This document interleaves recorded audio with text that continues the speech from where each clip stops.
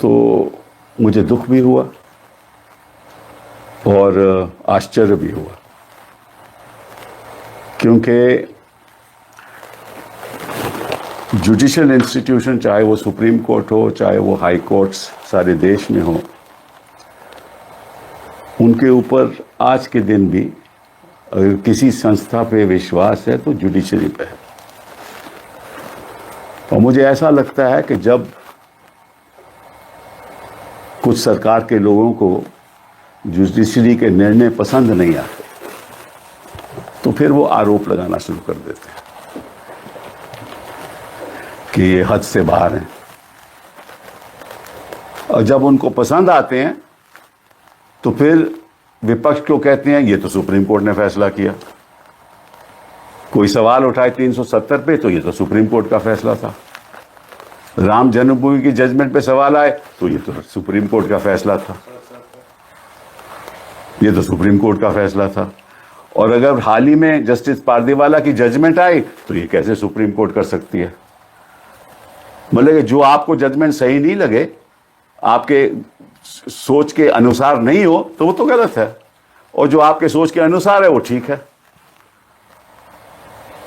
और एक constitutional functionary को ऐसी बात कहनी मैं समझता हूं उचित नहीं है। मैं उनका बड़ा आदर करता हूं, लेकिन आपने कह दिया कि article 142 is nuclear fissile material, nuclear missile. ये कैसे कह सकते हैं आप? आपको मालूम है कि आर्टिकल 142 के द्वारा सुप्रीम कोर्ट को संविधान ने यह हक दिया है। ये कोई सी सरकार ने हक नहीं दिया, संविधान ने हक दिया है टू डू कंप्लीट जस्टिस। पहली बात ये। दूसरी बात, और ये मैं देश की जनता को बताना चाहता हूं कि president of India is a titular head.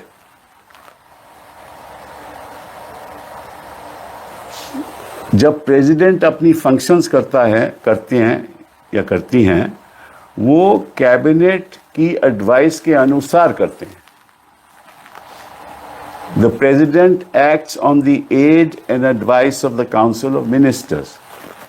The Governor of a state acts on the aid and advice of the Council of Ministers in the state. कि अगर कोई विधेयक पारित होता है तो गवर्नर के पास जाता है। गवर्नर, संविधान ने हक दिया है, गवर्नर कमेंट्स करके वापस भेज सकता है विधेयक को, और फिर अगर दोबारा पास कर दे लेजिस्लेचर, असेंबली पास कर दे, तो गवर्नर को साइन करना पड़ता है। ये संविधान कहती है। गवर्नर ये भी कर सकता है कि कोई विधेयक हो वो प्रेसिडेंट को भेज दे अपने कमेंट के साथ कि मुझे ये सही नहीं लगता, और प्रेसिडेंट अपने व्यक्तिगत अनुसार कुछ नहीं करती। President acts on the aid and advice of the council of ministers. वो बात सरकार, केंद्र सरकार पे जाती है, केंद्र सरकार के काउंसिल ऑफ मिनिस्टर्स पे जाती है। वो एडवाइस करते हैं प्रेसिडेंट को कि क्या करना है। ये प्रेसिडेंट का व्यक्तिगत हक नहीं है। ये धनखड़ जी को मालूम होना चाहिए। उन्होंने कहा कि आप प्रेसिडेंट की पावर को कैसे कंट्रोल कर सकते हो। भाई कौन कर रहा है प्रेसिडेंट की पावर को कंट्रोल? मैं उदाहरण के तौर से आपको बताना चाहता हूं कि गवर्नर के पास विधेयक जाए और वो 2 साल वहां पड़ा रहे, वो अहम विधेयक हो कि जिसकी जनता के प्रति कई चीजें करनी हो, तो गवर्नर क्या बैठ सकता है? 2 साल बैठ सकता है उस मामले में, और कोर्ट को कोई अधिकार नहीं है कुछ करने का। This is in fact an intrusion on the supremacy of the legislature. ये तो उल्टी बात है।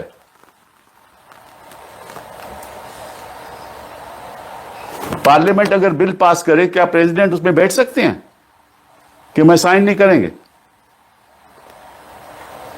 और अगर साइन नहीं करें तो किसी को अधिकार है कि नहीं कि भैया ये ऐसा अहम बिल है, कोई टेररिज्म पे बिल पास हो या किसी और चीज पे बिल पास हो, प्रेसिडेंट ये तो नहीं कह सकता मैं साइन नहीं करते। हाँ, कमेंट्स लेके वापस भेज सकते हैं, दोबारा पास हो, प्रेसिडेंट हैज टू साइन।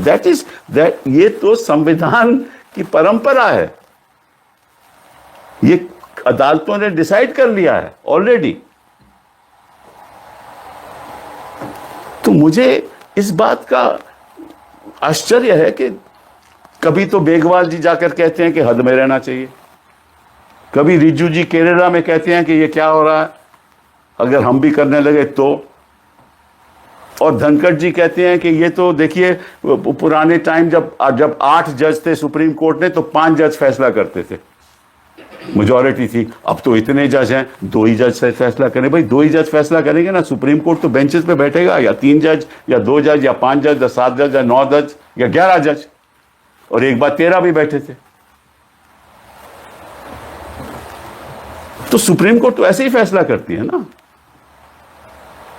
2 जज फैसला करें सारे देश को मानना पड़ता है, 3 करें सारे देश को मानना पड़ता है। सुप्रीम कोर्ट होती है। आपको याद है जब इंदिरा जी के इलेक्शन का फैसला आया और उनको अनसीट किया गया, तो सुप्रीम कोर्ट के मामला आया कि स्टे क्या देना चाहिए। किस जज का फैसला था? एक जज का, जस्टिस कृष्णा अय्यर, याद है आपको? तब धनखड़ जी सब ठीक था, क्योंकि अब 2 जज का फैसला है वो गलत है, क्योंकि सरकार के पक्ष में नहीं है। बट कृष्णा अय्यर का फैसला बिल्कुल ठीक था, वो तो एक जज थे। तो ये किस किस्म की बातें हो रही हैं पब्लिक डोमेन में? मुझे तो, मैं सोच भी नहीं सकता। आपको मालूम है और सब देश को मालूम है कि जो हमारी लोकसभा है, जो स्पीकर की चेयर होती है वो बीच में होती है। एक तरफ ट्रेजरी बेंचेस, दूसरी तरफ विपक्ष, और उनको कहते हैं speaker of the house, not speaker of one party, speaker of the house. और वो वोट भी नहीं करते किसी बिल पे। वोट तभी होती है जब टाई हो। उस सिचुएशन में the speaker can, but he may vote on any side. यही मामला चेयर अपर हाउस का है। You are equidistance between the opposition and the ruling party, and everything that you say must be equidistant from that. No chairman, no speaker can be the spokesperson of a party. ये तो नहीं हो सकता ना। मैं ये नहीं कहता कि ये हैं, but no speaker in principle can be the spokesperson of any party. और अगर ऐसा लगता है तो फिर वो चेयर की गरिमा कम हो जाती है। हम तो चाहते हैं कि निष्पक्ष तरीके से काम हो। अभी धनखड़ जी कहती है देखिए इतनी डिसरप्शन होता है पार्लियामेंट में। वो मुझे याद है सुषमा स्वराज जी जब और अरुण जेटली जी जब डिसरप्शन करते थे तब तो किसी को तकलीफ नहीं थी। तब तो जेटली साहब कहते हैं this is part of parliamentary practice. ये तो मतलब कि देखिए ऐसा है, जब आपके प्रेसिडेंट जी स्पीच पढ़ती हैं पार्लियामेंट में शुरुआत के सेशन में, तो स्पीच कौन लिखता है? प्रेसिडेंट लिखता है या लिखती हैं? स्पीच तो कैबिनेट लिखती है ना, काउंसिल ऑफ मिनिस्टर्स पास करते हैं ना। जो भी वक्तव्य देना हो एज अ गवर्नमेंट, हर चीज पे साइन प्रेसिडेंट का होता है, लेकिन फैसला काउंसिल ऑफ मिनिस्टर्स का होता है। ये हमारा सिस्टम ऑफ गवर्नेंस है। अगर आपको कोई तकलीफ भी है किसी फैसले से तो उसको रिव्यू कीजिए। उसकी रिव्यू एक तरीका है ना, रिव्यू डालिए। अगर रिव्यू ठीक नहीं होता तो आगे भी हो सकता है। और अगर आपको लगता है कि इसमें बड़े कोई प्रॉब्लम्स आ जाएंगी तो आर्टिकल 143 के अंतर्गत आप एडवाइजरी ओपिनियन ले लीजिए सुप्रीम कोर्ट से। एडवाइजरी ओपिनियन ले लीजिए सुप्रीम कोर्ट से, ये भी आपको रास्ता है। और अगर इनके पास तो बड़े बड़े वकील, ऐसे काबिल वकील है, हम बता देंगे इनको क्या करना क्या नहीं चाहिए। लेकिन एक ऐसा वक्तव्य देना कि अब article 142 is nuclear missile. What was a nuclear missile was नोटबंदी, not 142. कि आपने सारी समस्या खत्म कर दी, लोगों की आर्थिक समस्या में, गरीब लोग के पास पैसा नहीं रहा, तब तो कोई तकलीफ नहीं किसी को हुई। और साथ में आपने और कुछ बड़ा कुछ कह दिया। आपने अपनी स्पीच में 1982 की बात की, 84 की बात की। आपने अपनी स्पीच में 1984 की बात की, 2002 की तो नहीं की। आपने इमरजेंसी की बात की, जो कॉन्स्टिट्यूशनली डिक्लेयर्ड इमरजेंसी, जिसके एडीएम जबलपुर ने जिसको अपहोल्ड किया। आपने अनडिक्लेयर्ड इमरजेंसी की तो बात ही नहीं की। ये भी तो इमरजेंसी चल रही है ना। आपने जिस तरह से संस्थाओं का कब्जा हो रहा है उसकी बात नहीं की। जिस तरह से एक पब्लिक, मतलब के बेचारे जो जज हैं वो तो बोल नहीं सकते ना,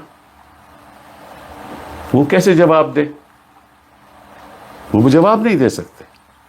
तो आप ऐसे वक्तव्य दोगे, ऐसा लगेगा कि जुडिशरी को एक सबक सिखाया जा रहा है। ये उचित नहीं है, ये संवैधानिक भी नहीं है। फिर आपने एक और अजीब सी बात की। आपने कहा कि जो 14-15 मार्च को किसी जज के घर पे कुछ हुआ, तो उसके पास हमें सुप्रीम कोर्ट में से ऐसी खबर मिली है, यह आपने कहा। Reliable sources from supreme court के बताया गया। उसका एफआईआर क्यों नहीं हो रहा?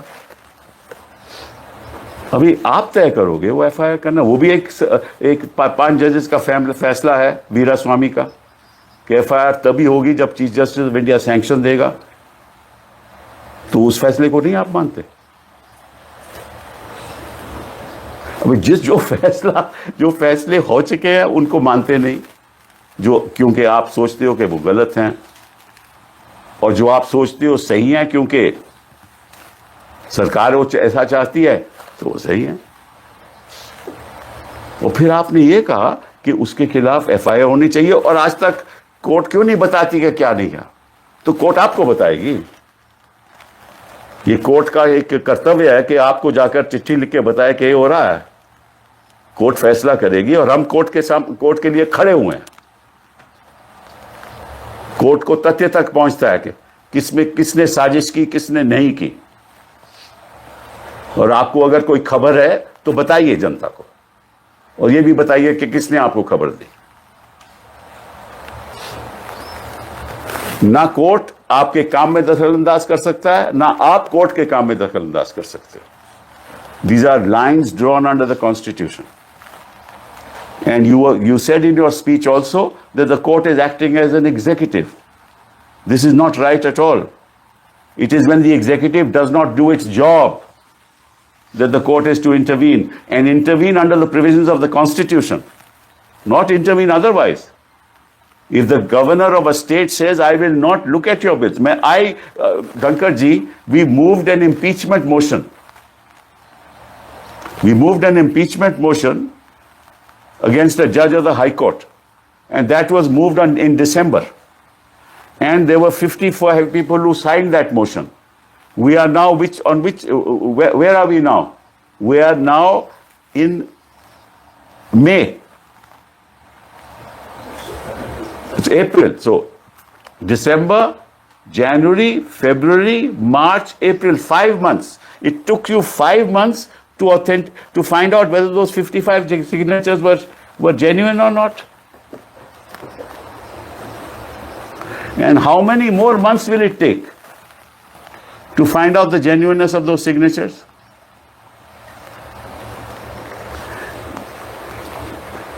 And if you don't sign, if you don't authenticate the signature, don't find out the genuineness of the signatures, that means the motion can't be moved, which is a right given under the Constitution to us. So if you do not, with speed, with expedition, decide this matter, then the argument against us is that we can't do anything and the judiciary can't do anything. Is that acceptable? And if the governor does not decide and doesn't clear the bill for 6 months, 8 months, 1 year, that means the judiciary can't do anything. Means if the executive does not act, the judiciary can't do anything. If there is a sewage stuff running through a colony, and there is a direction by the government that isko cover kijiye, and you don't cover it for 2 years, you have to go to the judiciary and get a mandamus, no? If your buses are plying in the city and the pollution levels are so high, then the judiciary has to intervene and stop all this. Don't allow these buses from Noida, from other places to come in. If Diwali crackers are there which are not allowing children to breathe, what else will the judiciary do when you don't do anything? If the executive doesn't do its job, the judiciary must intervene. That's the right of the judiciary. That's the obligation of the judiciary. And they are performing the functions on behalf of the citizens of India. And we are all sitting there in parliament to do things for the citizens of India. And if you don't do them, the court will give you a mandamus. And if the farm laws are bad, the court will say you cannot implement them. And if sedition is bad as an offense, the court will say stay, no more sedition cases. And you say no FIR should be filed? Why did you not say this when someone else in the Supreme Court there was a delegation against that person? Why did you not say that? Why don't you file an FIR? I'm not saying allegations was right or wrong, but judiciary said there was nothing in it, so nothing happened. Why did you not question that?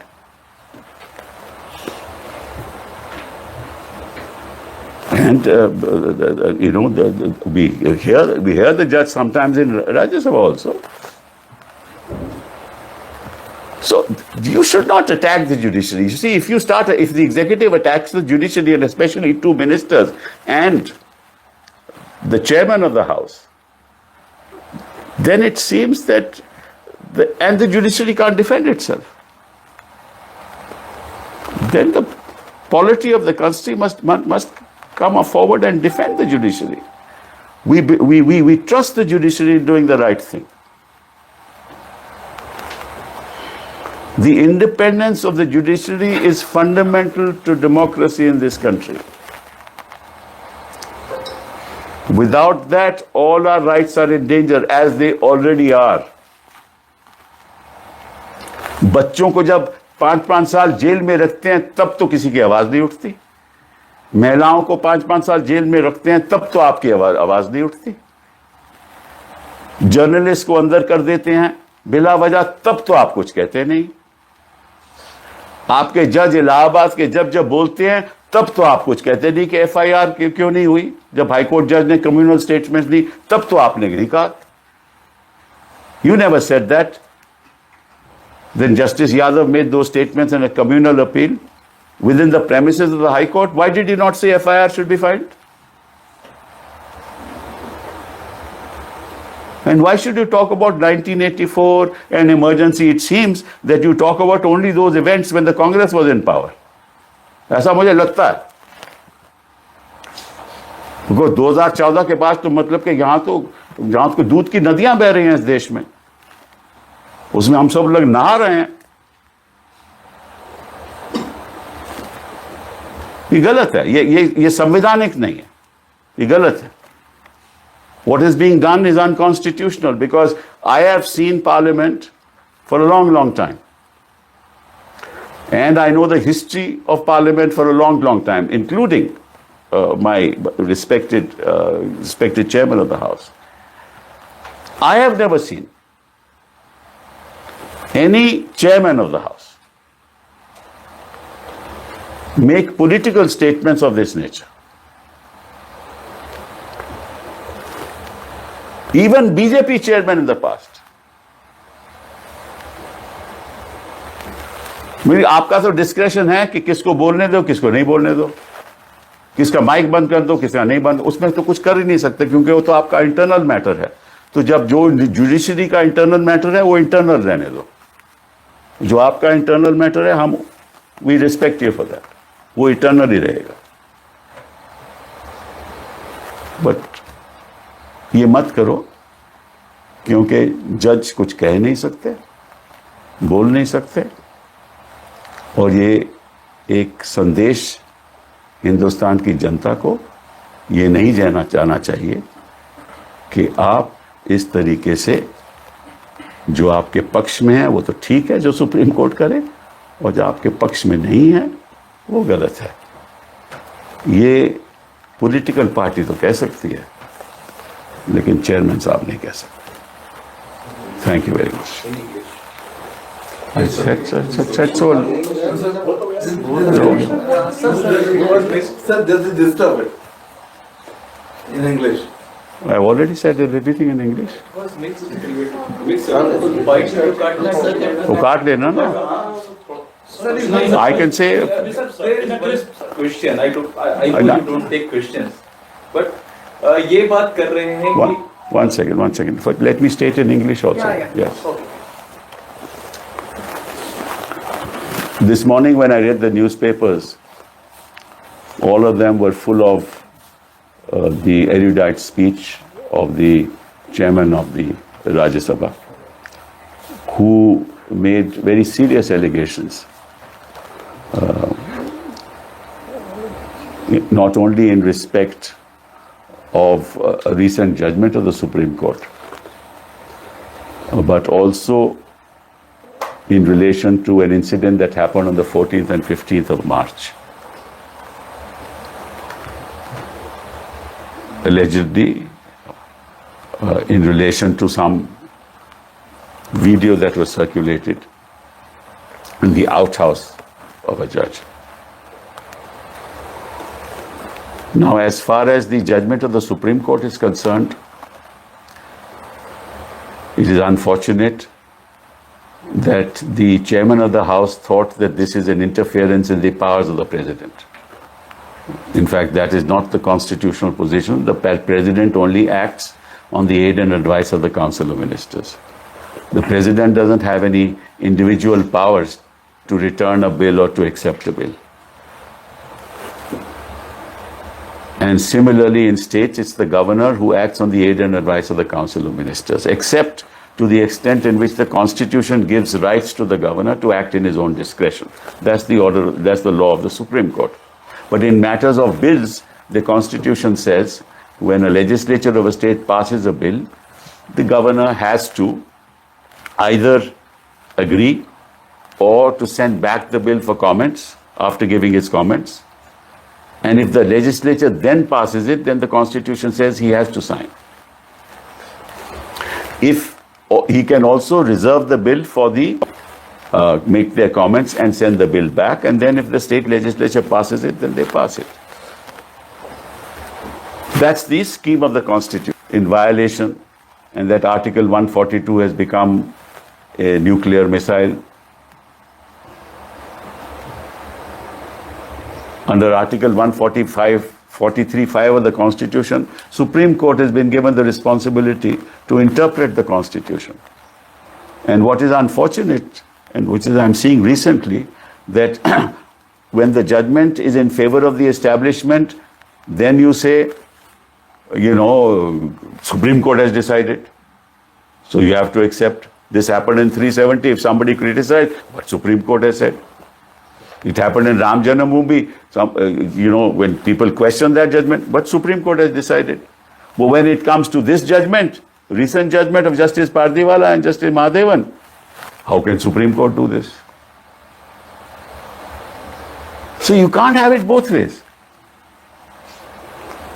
Supreme Court decides, there are ways to challenge it. You seek a review. There are other remedies. You can have a reference under 143 by the cabinet, by the Council of Ministers. It's called President's reference. But that reference is also on the aid and advice of Council of Ministers. And seek an opinion of the Supreme Court. But you can't castigate judges and judgments like this.